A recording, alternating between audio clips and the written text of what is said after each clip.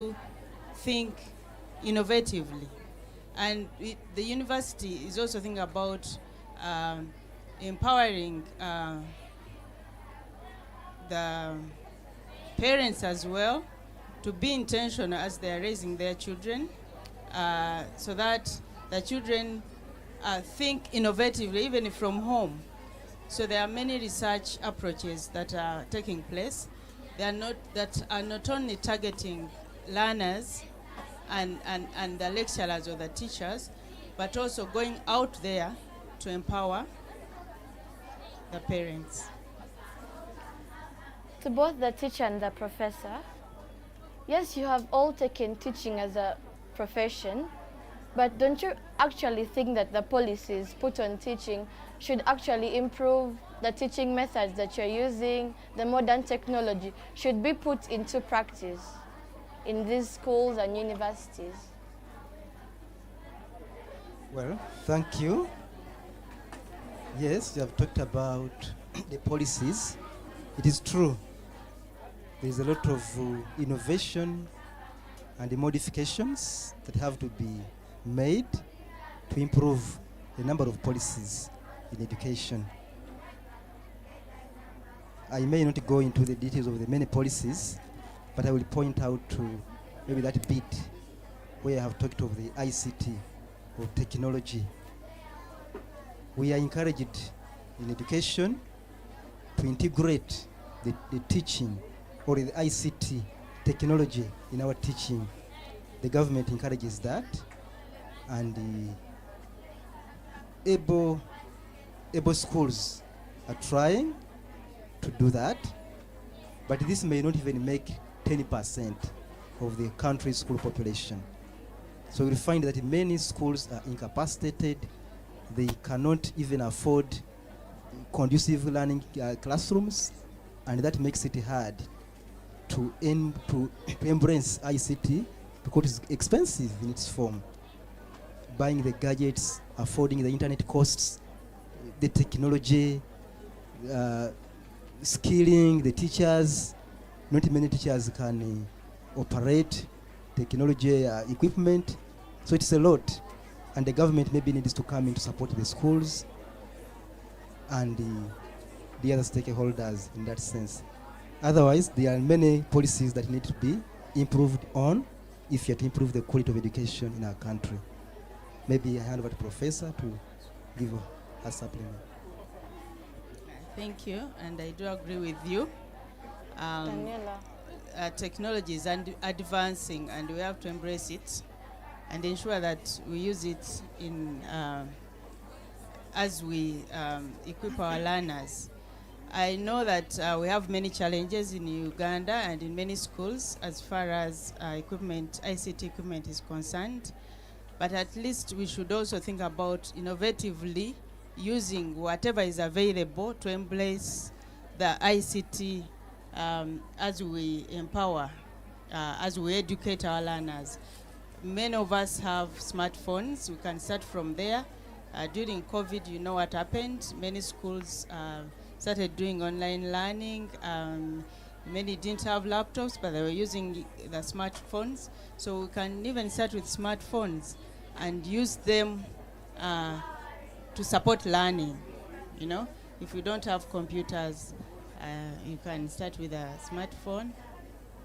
There's a lot you can do with it. So as we look for more support from government to ensure that it continues to support ICT in learning. So, as a student, Daniela, what do you think the government should help you with? Firstly, the government should encourage us. In some remote areas, there is a negative attitude towards learning, but learning is a gift whereby you learn, you're achieving your dreams. Another thing the government should do, it should provide us with the materials to learn. As the professor and teacher said that ICT learning is the learning we are adapting to. The learning we need is practical. The learning we need is the one which you see, the one which you feel, the one which you touch. The government should provide us with the necessary equipment to carry out all that learning so that we may get that experience. You can't, as they say, experience is the best teacher. You can't learn without seeing. That's it. So, I do agree with all of you, but in simple terms, the government should actually provide aid to all these schools. The government should actually listen to the teachers, the policymakers, the stakeholders should actually come and help teachers and schools, because not only the pupils, but the adults too need help. So in simple terms, we all need solutions to these problems. I am requesting for some solutions, if so. A solution to one of these problems is that the government should hear our plea as children. We should tell the government our problems, and we have the MPs, the LC, the vice chairperson in the local council is in charge of our rights as children. We can send our pleas to him, express our grievances. There are the social media platforms where we can tell them that we are facing this, and give our ideas on a better way of learning. So how has early childhood education helped you? By early childhood education, what I understand is the preschool learning. Preschool was really a nice way of starting school. By this, you're taught the basic things, counting, writing. It's the origin of the learning for primary, secondary. Your nursery is the foundation for the rest of your learning. So what you mean, it should actually be implemented in very many areas? Yes, I do. I agree with you.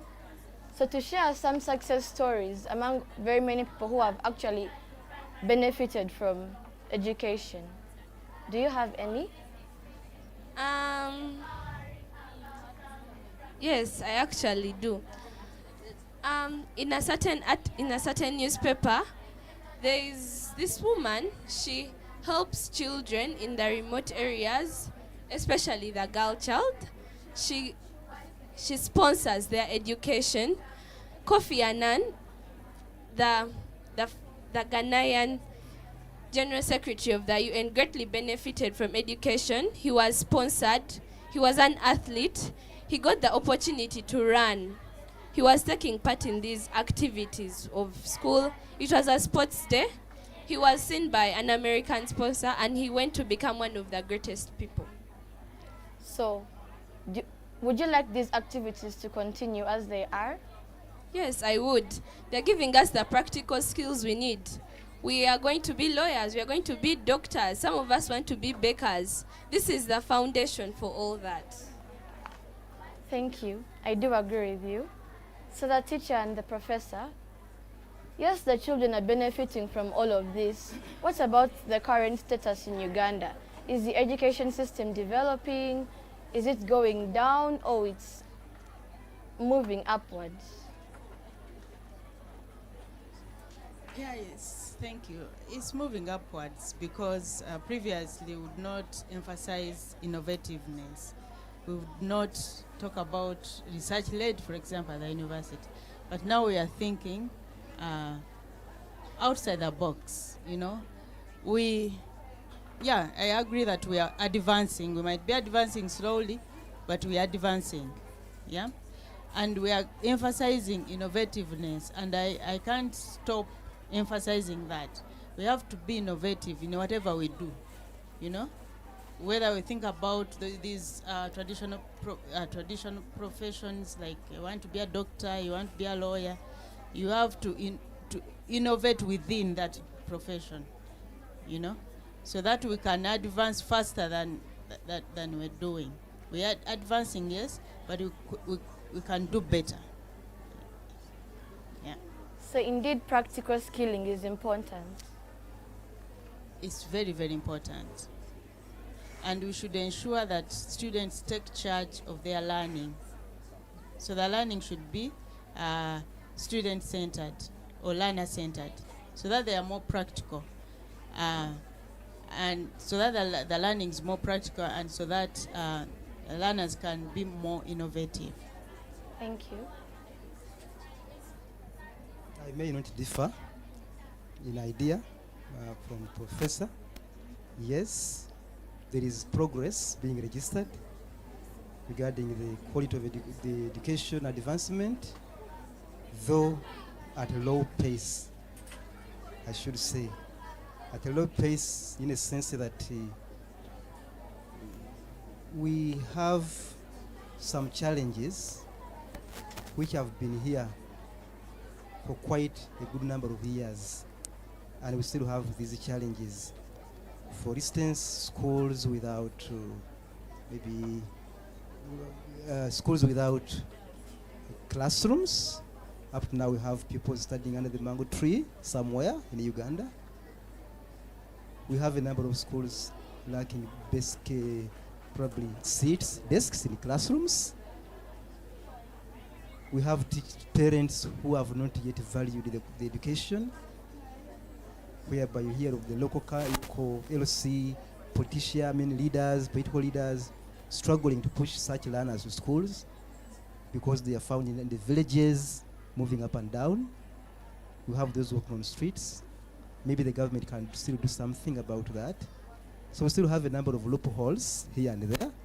However, that doesn't mean that there are some progress being registered, and we believe we are getting somewhere, though at a lower pace. Looking at the inspection itself, yes, schools have to be inspected, education activities have to be inspected, but we need to see inspection that impacts. Sometimes we have heard of inspectors or the inspection not being facilitated. We have found is, anyway, there is a lot. I may not go into the details, but there is a lot. So there's much that can be done to get us move faster than we are. However, there's some progress. Thank you. So we have all agreed that there are some problems and solutions to these problems. But in my opinion, I guess that the modern education and technology should be improved for us to keep moving further. And yes, today in Uganda, our government is having a little bit ups and downs, but it's trying its hardest to reach us. So, as we come to the end of this enlightening journey, we acknowledge the potential and progress in Uganda's education system by focusing on its access, the practical skills, STEM education, and the policy makers. Together as a united front, we can transform Uganda's education system and work hard to empower our students to enjoy this 21st century with promising skills. We look forward to another show. Let's wait for Keisha as she comes next. Thank you and stay tuned.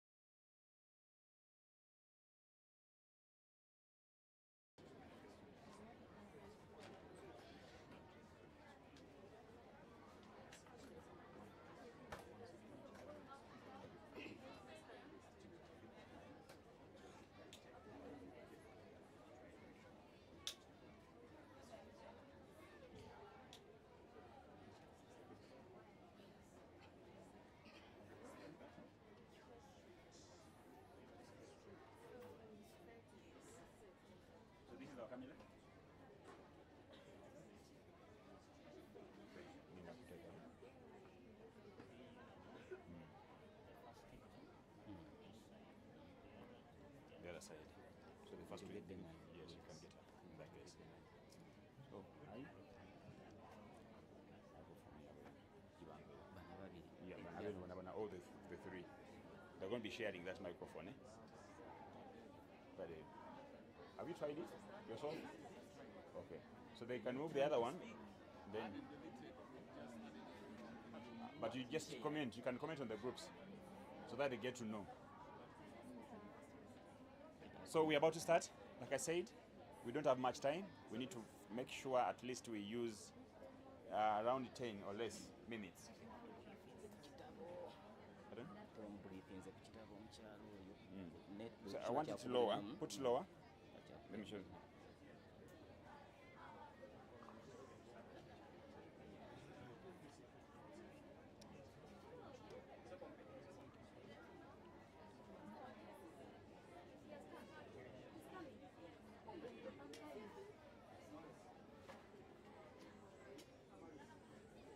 Okay, let me go.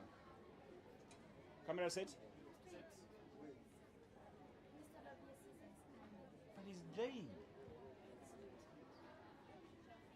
Bamufunira entebe nga bwajja bwabanga ajja ku pano. People, is he here? If he's not here, we just go and start. And once we start, we don't allow him in. Is he here? Okay, we start. He's out. Producer, you let him know he's out. Camera set. Ready?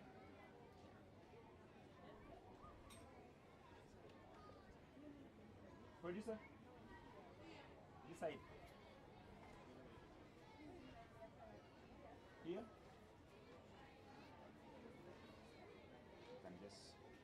You can count. Use words, and then you count. You can leave this. You can just use the words. Till when is it? Count. 1, 2, 3, action. Good morning, viewers. I'm Jemima of Gunga Press TV, where we champion gender equality through empowerment and education. Today, we focus on the significance of empowering girls through through empowerment and education. Join us as we enter the adventure of empowering girls through technical and vocational education. With me in the studio, I have 3 panelists, and I would like them to introduce themselves. I, Manager Ashley Naira of Primary 7, Robbins. Namugabwe Agnes, the senior woman teacher, Namagunga Primary Boarding School.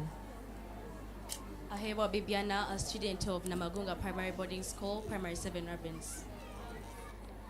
In our first segment, we shall discuss challenging gender stereotypes in our education.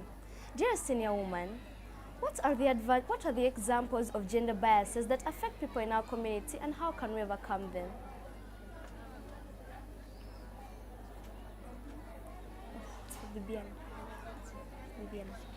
I believe that the belief in Africans that women are supposed to be subjected to man, and they believe that we cannot do most of the things that man can do. And I think the best way to overcome this is by adjusting the way we think and getting away and learning to adjust to live in the modern world where we see that women have as much as an importance of women. Okay. Dear senior woman, what initiatives or programs are in place to challenge gender stereotypes in our communities today? Thank you very much. When you talk of gender stereotype in our communities, this is a generalized idea that certain roles or certain opportunities should be given to a specific gender, whereby you find that initially there were those roles that were meant for boys or males, then there were those roles that were meant for girls or women in the community. Now, I think it was a fallacy. There are times when we need to change things according to the way things move. Because now, if we are to give an example of the current, this very school in which we are, you'll find that it is a single-sex school. It is for girls only. Then we are not going to draw back and look at things go on the way they go or leave out certain things because we only have girls at school. there was a fallacy whereby we thought mathematics was supposed to be done by boys. But here we are. We are in Namagunga and it's only a girls' school and we are getting the D1s. Probably if you look at the last mathematics contest we had, our girl was second in the whole country. So it's a fallacy whereby we can change it. When you come to Namagunga, you'll find girls playing football, and they do play. So it is a fallacy. So in Namagunga specifically, there is a lot that has been done. Girls have been engaged into very many activities that we thought were supposed to be done by boys. For example, playing football, you find we have a fishing department. The other side, they can go fishing. The mathematics, the girls are doing so well. So I believe with Namagunga, we are doing it well. Thank you. Dear Ashley, what role do female mentors and role models play in skilling girl child in technical and vocational fields? As I've seen it in Uganda today, they have encouraged girl children to develop their talents. They shouldn't have the fear that they can't do anything.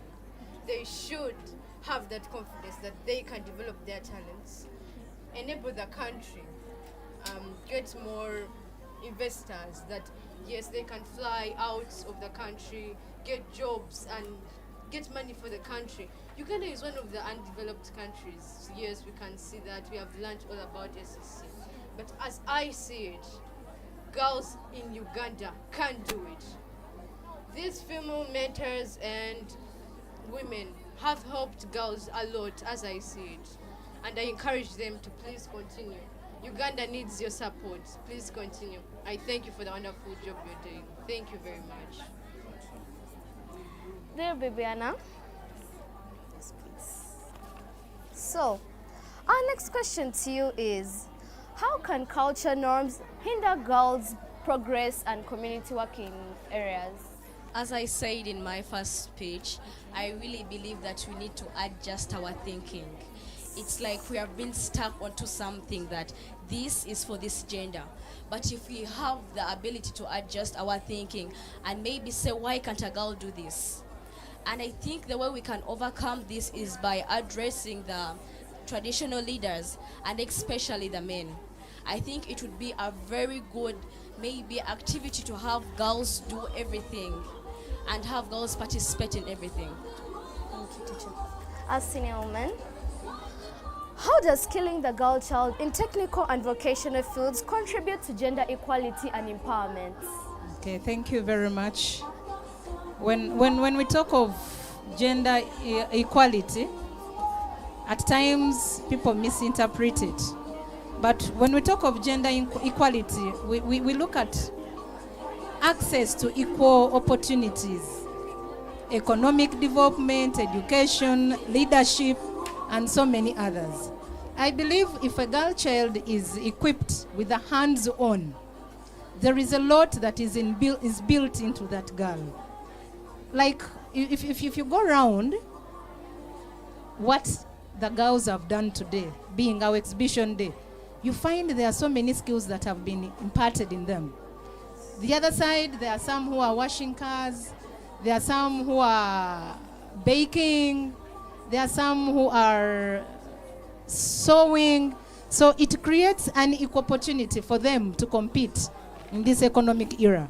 Okay. It means they will be in position to maintain their families if they grow up, since they have some income generating opportunities. I think this will help them keep their families together, take care of their families, and more so also to skill and equip the children that they have. Thank you very much.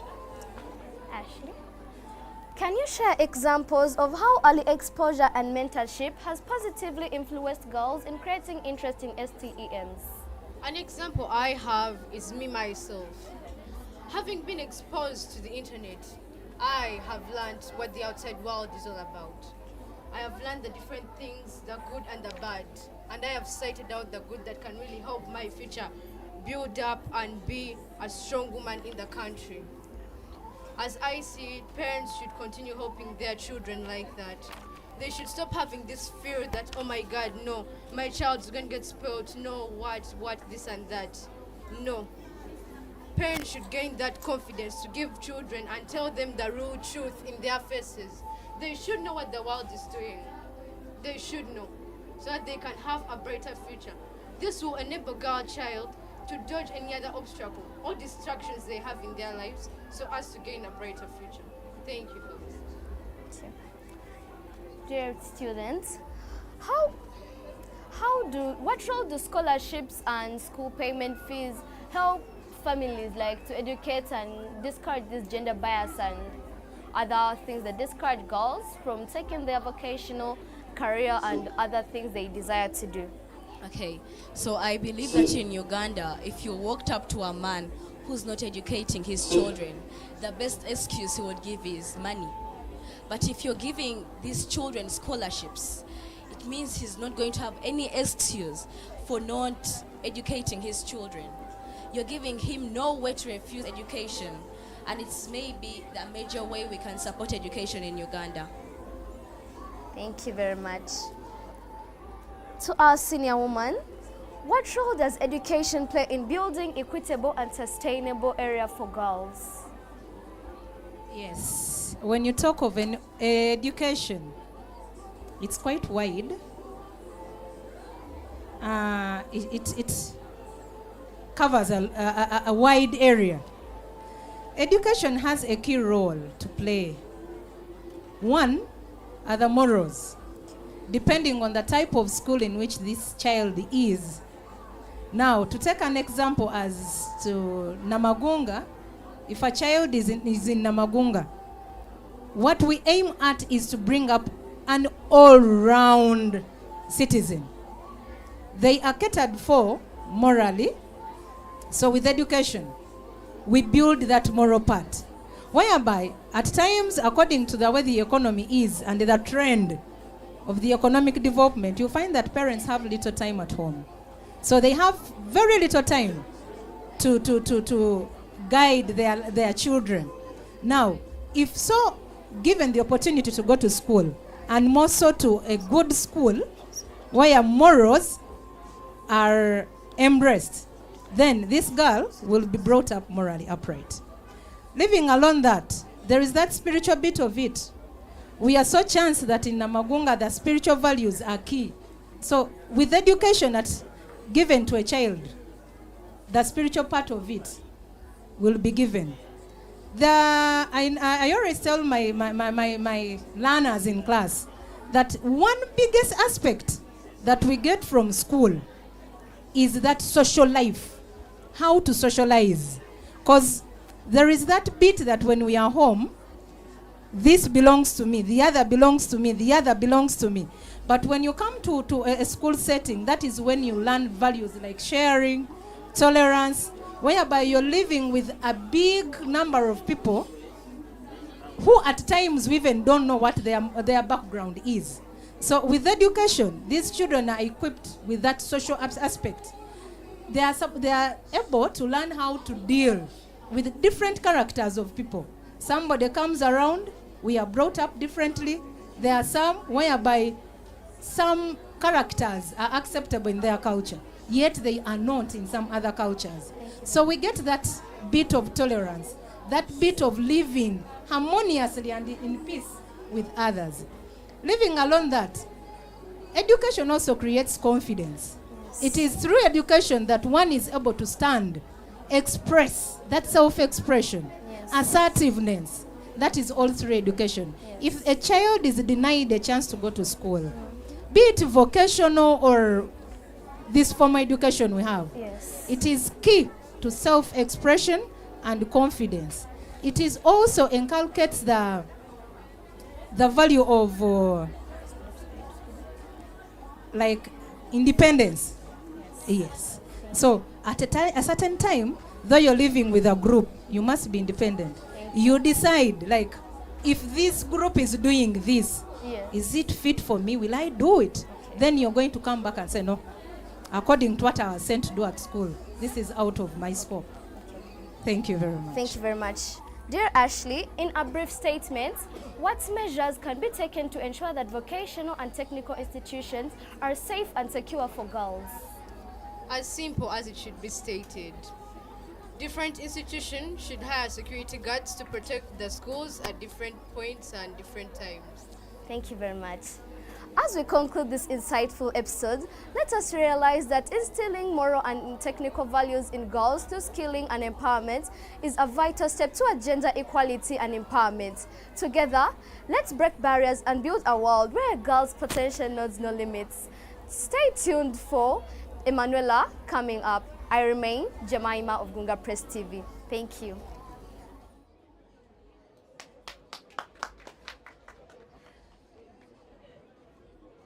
How many do you have? You have 3? Okay, you sit. Come and sit. Use less time. Use less time.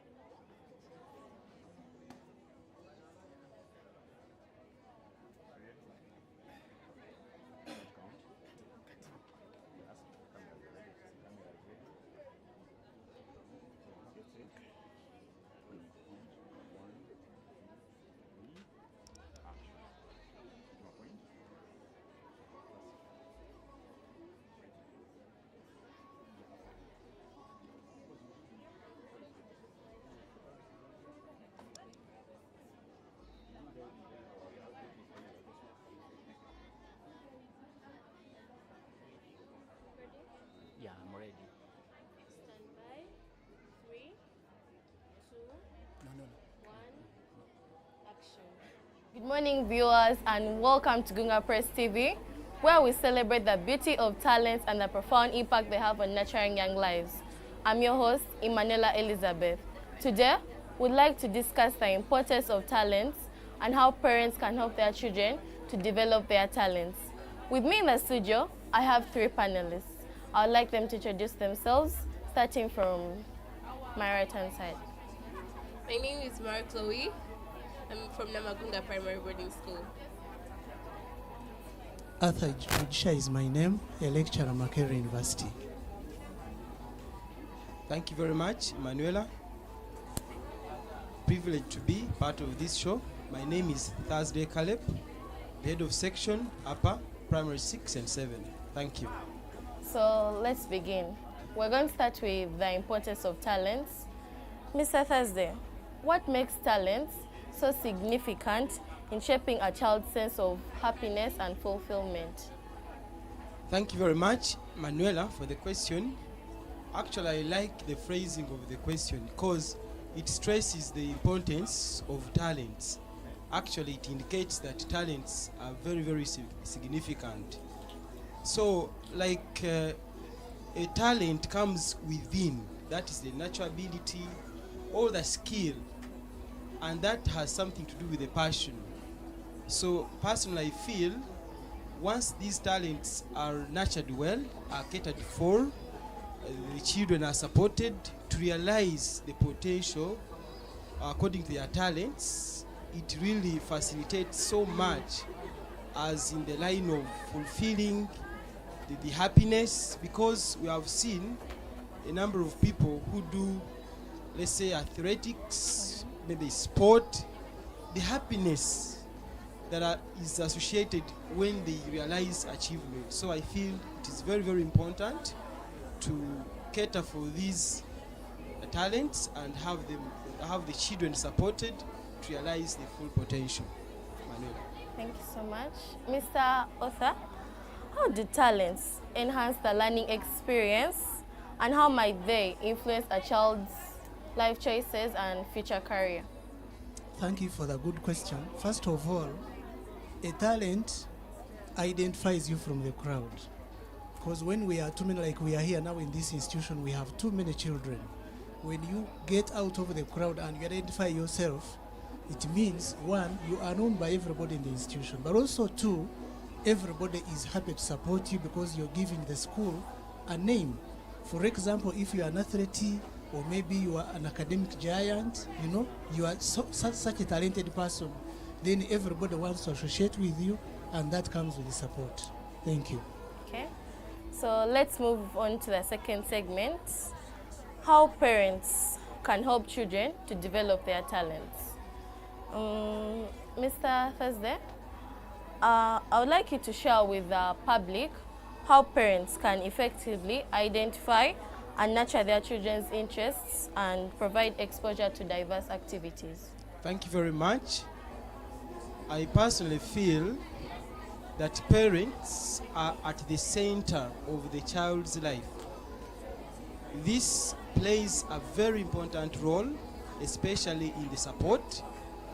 Take an example in identifying the school that can take care of the interests of the learner, especially in the line of developing the talents. And next to the parents, I know the teachers